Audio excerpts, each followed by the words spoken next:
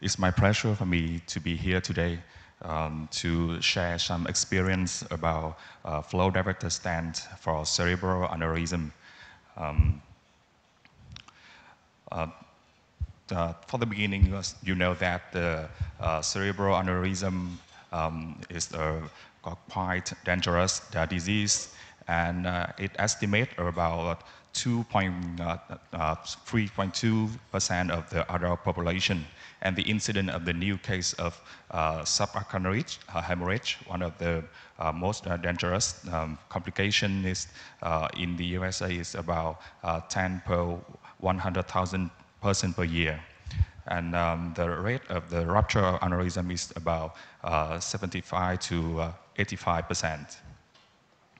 So how to cope with the aneurysm? You know that traditionally we have the surgical with clipping, and nowadays we have endovascular with the different anatomy of the reason. We have a different way to treat by endovascular, by for example coiling with balloon axis or coiling with stent axis. And from 2000s from now, we have another way to treat the cerebral aneurysm. It is the flow directed stent. It is one of the promise, and it is like kind of revolution treatment for intracranial aneurysm. To cope with the difficult aneurysm like fusiform, blister aneurysm, or some aneurysm arise from disease vessel segment. And the basics theoretical of the FD is like three segment. So we know that for the flow diverter, it will change the flow inside the artery, especially when the flow into the artery.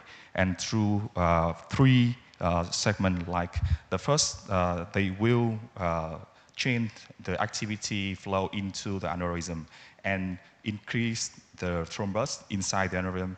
After that, with the body wound healing mechanism, the aneurysm will be absorbed, and the stent will make a new initial lining by inside the device. But it still keep the side brain because of the natural gradient pressure. So the side brain will be safe, and we will not sacrifice it. This schedule, you see that it is like a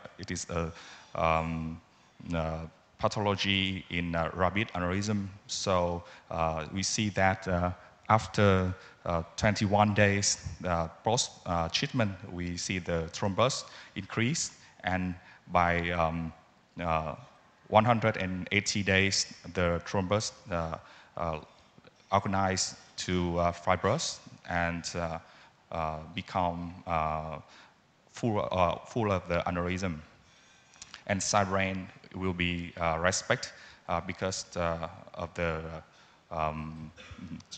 gradient pressure of the blood flow. So when do we when can we use FD for humans? So pipeline is the first flow diverter stent is approved by FDA in 2011, and at that time the indication is just for the patient with older than 22 for the large or giant wide neck intracranial aneurysm and the internal carotid artery. From the Europe, the indication is quite wider, but in general, we just have the accept that the FD can apply for very large or giant wide neck, dysplastic or fusiform morphology, recurrent after surgical or endovascular treatment, or another anatomy feature making conventional surgical endovascular challenges are impossible. But with the development of the FD and when we apply much more case, we see that we can open the indication. So nowadays we have some indication of label like rupture aneurysm, smaller aneurysm, distal aneurysm for bifurcation, blister, or CCF. In my center from 2011 by now, we have 803 patients, and it changed and increased by years. So in our experience, before we do any FD case, we will consider about the antiplate, heparin, how do we sizing, and we have to choose the view and landing zone, and have to care about the immediate post procedure and follow-up.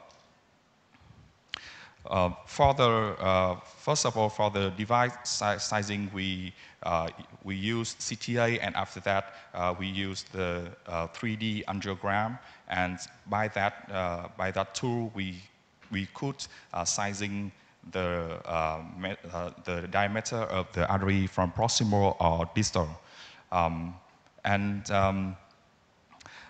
for this, but for choosing the stance, we have to very careful, because if the device is undersized, maybe it is poor apposition, will increase endoleak and maybe migration. So for some complication will happen. But for oversight, if it is oversized, it will increase the breath porosity due to incomplete compact obstruction and lack of flow diversion. So we couldn't treat the aneurysm. We try to choose the most specific ones, most specific stance from the sizing when we measure from the angiogram or angio 3D. And another thing, when we choose the stand, that we have to keep in mind that for some stand, when they deploy, the stand will be shortening, and we have to prepare for that circumstance, especially for some giant aneurysm. So we have to choose the maybe longer than we can measure. Sometimes we can use some tool in DSA system. They will have automatic to measure for us. However, we couldn't just it by all. I mean, we still have to check again and to find what is the most specific diameter for the aneurysm. So when we choose after that we choose a view and landing zones. So first of all, we will find what view we can see the neck of the aneurysm first. So with that view we can go through the aneurysm, and after that we can choose and change to another view to see the proximal and landing zone. So when you see the view, we can focus on distal and proximal, and especially in aneurysm anatomy, that it had any brain from the aneurysm, or how much the taper the neck is. So through the view and landing zone and sizing, we can choose the stand the most related to the artery. And after that, after deploy the stent, we will have some image like eclipse, side contrast inside the artery. And after the procedure, especially for giant aneurysm, we have to think about the mass effect. Did it affect to the patient or not? And could we use any medication to reduce the mass effect? And another question after use the FD stent, that could we continue heparin and the role of immediate imaging? How could we control the blood pressure? And could we use steroid for giant aneurysm? So in my center, we normally keep heparin for patient 24 hours after the procedure, like with dose 100 unit per kilogram. And after that, we will examine the patient by MRA or CTA about 1 or 3 months. With a giant aneurysm, we normally keep steroid in when the patient still in the hospital. And my protocol for before the procedure will use double antiplatelet 5 days to 7 days. Before that, we check CYP2, C19, and ADP, not for all patients, just for some patients that we scared of the risk of thrombus. And through the procedure, we use guiding like long sheet and intermediate catheter and micro catheter to go through the lesion. After procedure, we keep antiplate for 3 or 6 months with dual antiplate and single antiplate in 1 or 2 years, followed by DSA in 3 months and MRA in 6 to 12 months. After a few years, we think that we have experienced that the trial assist technique is very useful when we deploy the flow diverter stent, because you know that it is very important to maintain the device when we deploy it. So when we have the system with long seat and immediate catheter, we will keep it stable and steady as much as we can.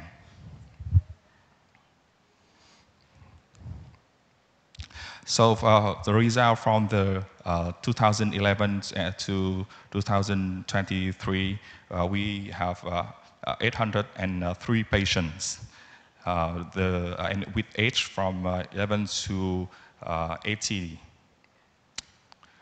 Stent, we use most of them from pipeline and the second from Derivo, and a few stent with silk, fret, and surpass. So we have experience most in pipeline and Derivo. And we treat for unruptured aneurysm. For 800 patients, we treat for unruptured aneurysm with 968 aneurysm, and with ruptured aneurysm is 19.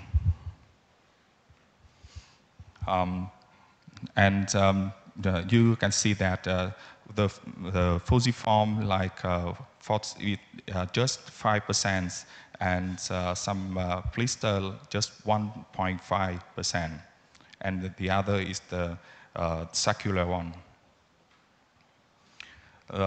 From the location, we do most of from the cavernous para-automic segment is the highest one, and the anterior choroidal segment is just the lowest one. And we have a successful technique.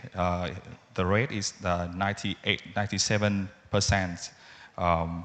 And unsuccessful is just 3 patients.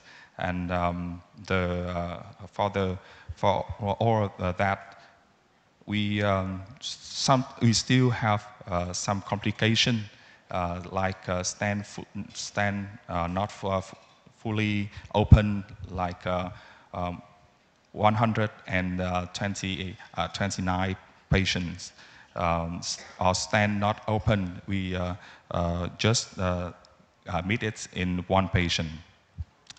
For that complication, we just cheat by maybe we will use the balloons to open when stand not fully open. But sometimes we have to think about to take the stand out of the artery. We have to do it once at this patient. To continue with the complication, we have 4 stent occlusion. For a patient have intracranial hemorrhage, and for patient have a cerebral infarction.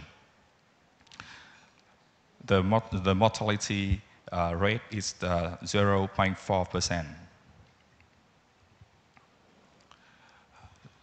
So the result after 6 to 12 months, we follow up 676 patients with a total filling like 84%. Subtotal filling is 12%. Unchanged is 0.3%, and instant stenosis we meet 2.4%. And I will have 2 patients to talk about the one of the patient we treat. The first one is patient just come to our hospital with the symptoms of severe headache and no subarachnoid hemorrhage. We see that the morphology of the aneurysm, it is fusiform aneurysm with the parent artery from VA and both sides, left and right. And it is we see that the DSA from the both sides, from VA from right or left, still have flow into the fusiform aneurysm. So how can we cope with?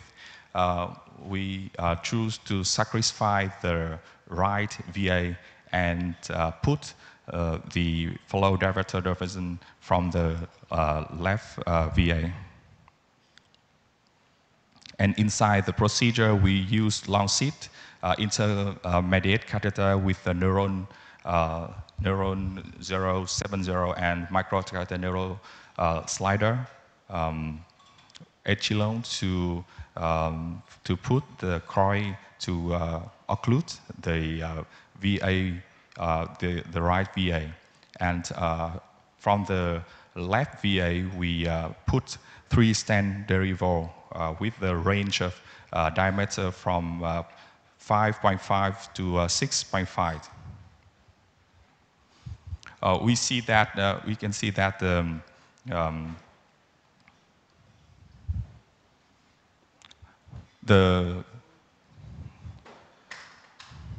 we can see that the stand first of all is the 5.5 per 60. It is quite long one. And after that, but the problem is when we do the procedure, the first stent come and herniate to the aneurysm. So we have to put another 2 stents to the proximal and distal. So this is the why we have to use 3 stents in this case. And it is the image when we follow up 1 month. We do the MRA and we see that the patient have a minor infarction in left cerebellum. So after this procedure, the most dangerous thing, dangerous complication that we concern is in the infarction for the posterior circulation. And it happened for the left cerebellum. So we have to think that what we can do next to reduce or to change this.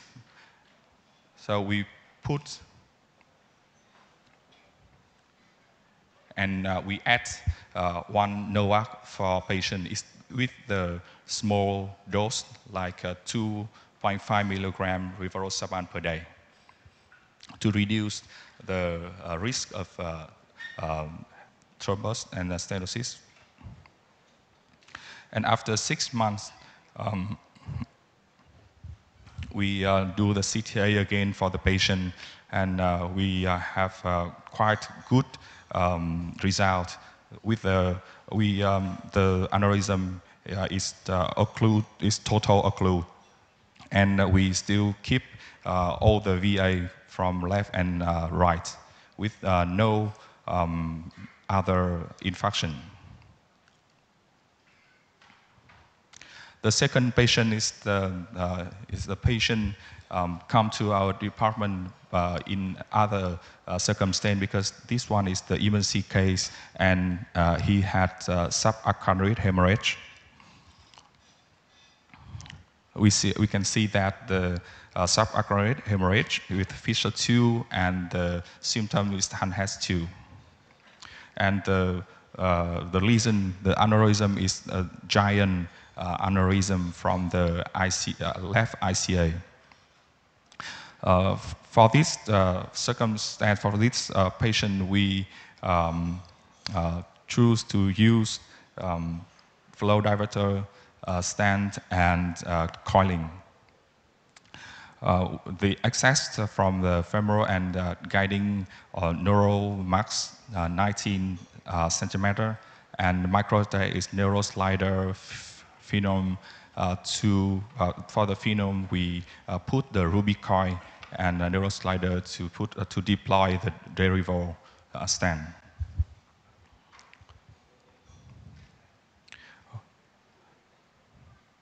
Yeah, we can see that it is the final angiogram after the procedure. We have a quite good result, and it is after these procedures, the patient still have to treat in stroke department for about 10 days, because the symptoms of the the complication of the subarachnoid hemorrhage. Yeah, but and after that he was discharged with no complication. And to conclude, we think that application of the flow diverter stent for unruptured and ruptured aneurysm have safe and effective treatment, and high successful opportunity with low complication. Further options are necessary to allow for safe and effective therapy for aneurysm with less invasive. Maybe in the future we will have much more device to have patient and to treat the cerebral aneurysm. And in the future we should have more research to optimal treatment of intracranial aneurysm by FD. Thank you for your attention.